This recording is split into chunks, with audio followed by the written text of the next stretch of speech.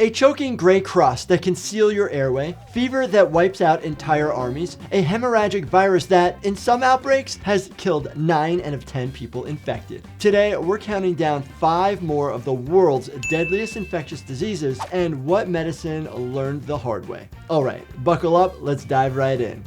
Number 5, diphtheria, the strangling angel. The year is 1895, New York City. Apartment buildings stacked tight along the Lower East Side. Inside one of those crowded walk-ups, a child lies in bed with a fever and a sore throat. Nothing unusual for winter. But by morning, something had dramatically changed. The child's voice was hoarse, breathing sounds strained. A physician arrives, a leather bag in hand, climbs the narrow staircase, and peers in the back of the throat. And there it is, a thick gray membrane coating the tonsils and airway. Not mucus, not pus, but a dense, leathery sheet of dead tissue fused to the throat itself. This is diphtheria. Caused by a bacterium, diphtheria doesn't kill primarily by overwhelming the body with bacteria. Its weapon is chemical. The bacterium releases a powerful exotoxin, aka a molecular poison that shuts down protein production inside human cells. And when cells can't make proteins, they die. At first, the infection looks fairly simple from a medical standpoint. Sore throat, fever, swollen glands. But then that pseudomembrane forms. Children would gasp for air. Some even developed a harsh, high-pitched sound called stridor as the airway narrowed. And if the membrane thickened enough, it could seal the airway completely. By the late 1800s and early 1900s, diphtheria was everywhere. Wherever people lived close together, diphtheria found them. At its peak in the early 20th century, the United States saw hundreds of thousands of cases per year, with up to 15,000 to 20,000 deaths annually. And it wasn't until 1890s really that the first breakthrough came with the diphtheria antitoxin. This was a serum capable of neutralizing the toxin before it destroyed organs. Today, diphtheria is rare in high-income countries, but definitely not extinct. Number 4, typhus, the fever that won wars. The year is 1812, Eastern Europe. Picture this, Napoleon's army is retreating from Russia, but not from bullets, rather from fever. Men stumble through the snow, shivering violently despite layers of wool. They are delirious. Some collapse in ditches, too weak to stand. This wasn't just winter. This is epidemic typhus, caused by the bacterium Rickettsia prozikii. Typhus doesn't spread through the air like other deadly diseases. It travels on something much smaller, body lice. When these lice feed on infected blood, the bacteria multiply inside them. The lice then defecate on the skin while feeding, and when a person scratches, the bacteria are rubbed into tiny breaks in the skin. It targets the lining of blood vessels, the endothelial cells. Typhus turns your blood vessels against you. It causes widespread inflammation of small vessels throughout the body, a process called vasculitis. Those inflamed vessels become leaky, blood pressure drops, oxygen delivery becomes unreliable. And because of that, the symptoms start violently. Within days, a rash appears, often beginning on the trunk and spreading outward. As inflammation spreads, organs begin to suffer. It really followed human misery. Wherever people were packed tightly, typhus flourished. And for centuries, no one understood why. It wasn't until the early 1900s that scientists proved lice really were the vector. Once that link was made, the medical battlefield shifted. Prevention became about hygiene, delousing stations, laundering clothing, shaving hair when necessary, and later insecticides like DDT. It wasn't glamorous medicine, but the enforcement of soap, boiling water, and logistics seemed to help a bit. And when antibiotics were finally introduced, drugs like doxycycline, luckily the disease that once wiped out armies became highly treatable.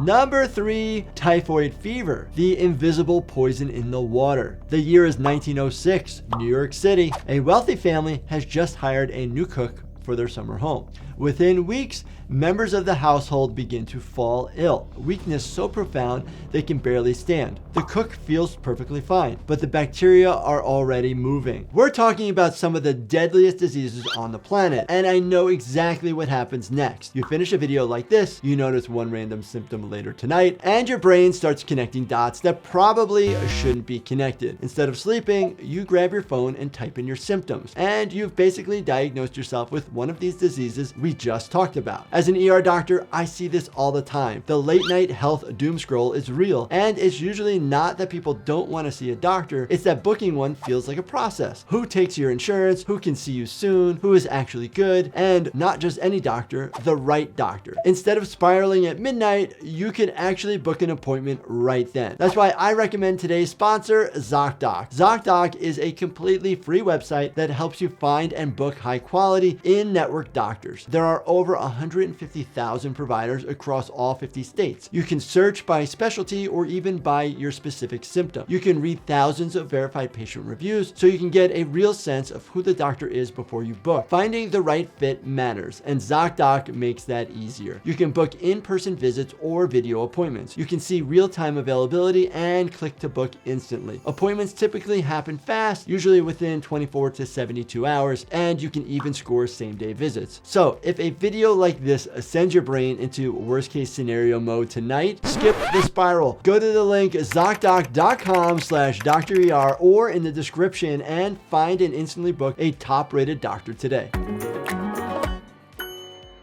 Typhoid fever is caused by a form of salmonella, a bacterium that spreads through contaminated food and water. Inside the body, the bacteria invade the lining of the small intestine. But unlike food poisoning, the bacteria with typhoid fever don't just irritate and leave. They slip through the intestinal wall and invade the bloodstream. The bacteria travel to the liver, spleen, and bone marrow, basically turning the body into a slow-burning infection factory. Fever climbs and stays high, often 103 to 104 degrees Fahrenheit, and not spiking or falling, but hovering relentlessly. The bacteria cluster in specialized immune tissue in the small intestine called Peyer's patches. As infection progresses, these areas can ulcerate, and if the ulcers deepen enough, the intestines can be perforated. In the late 19th and early 20th centuries, typhoid fever was a major killer in crowded cities across Europe and North America. Early treatment options were limited. Before antibiotics, care meant hydration, rest, and hoping and praying the bowel didn't rupture.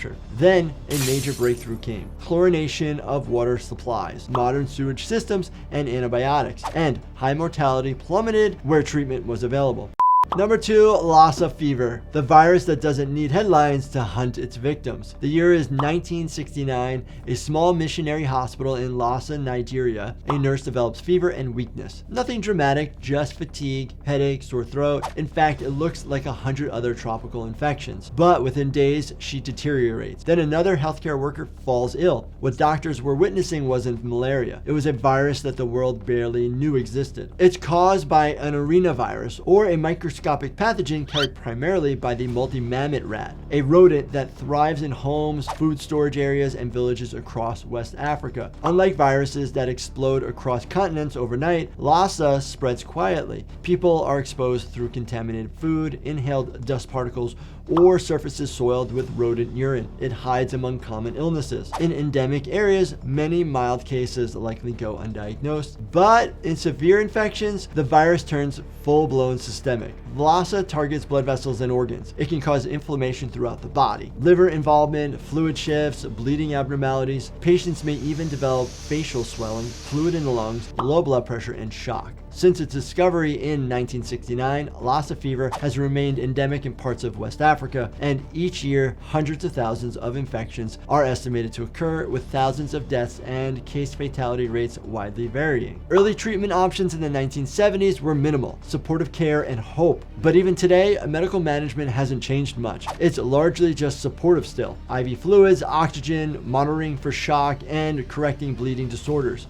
And number 1, Marburg virus, the hemorrhagic fever that moves fast. The year is 1967. A laboratory in Marburg, Germany. Researchers are handling African green monkeys imported for vaccine production. Within days, workers developed high fevers. Then things spiral. Severe diarrhea, vomiting, bleeding, and organ failure set in. Medicine meets a new nightmare: the Marburg virus. Marburg is a filovirus, aka a close relative of Ebola, and like its cousin, it doesn't move quietly. It hits hard and escalates fast. Right now, the best evidence points to fruit bats, according to researchers, as the natural reservoir, meaning the virus can live in them without wiping them out, but humans usually get exposed when they enter caves, work in mines, or come in contact with infected body fluids. And while some outbreaks have been small, others have been devastating devastating. The 2004-2005 outbreak in Angola had reported fatality rates of 90%. As if that doesn't sound bad enough, there is currently no universal approved antiviral cure, meaning no guaranteed rescue therapy. Rather, instead, treatment is just aggressive supportive care like IV fluids. In outbreaks where early supportive care is available, survival improves significantly, but in settings without rapid isolation, PPE, contact tracing, and hospital infrastructure, Marburg can rip through entire communities and healthcare systems. Now, Marburg is rare, but when it appears, it reminds the medical world that preparedness isn't optional, because some viruses don't just creep up, they are a deadly sprint against time. Alright, hopefully I gave you some solid medical insight into 5 more of history's deadliest infectious diseases. If this blew your mind, check out my videos on the deadliest foods, parasites, and medieval medicine in this playlist right here. I guarantee you will find it fascinating if you enjoy the dark side of medicine. And don't forget to subscribe, turn on your bell notifications, and hit that like button. Thank you so much for watching, and stay healthy, my friends.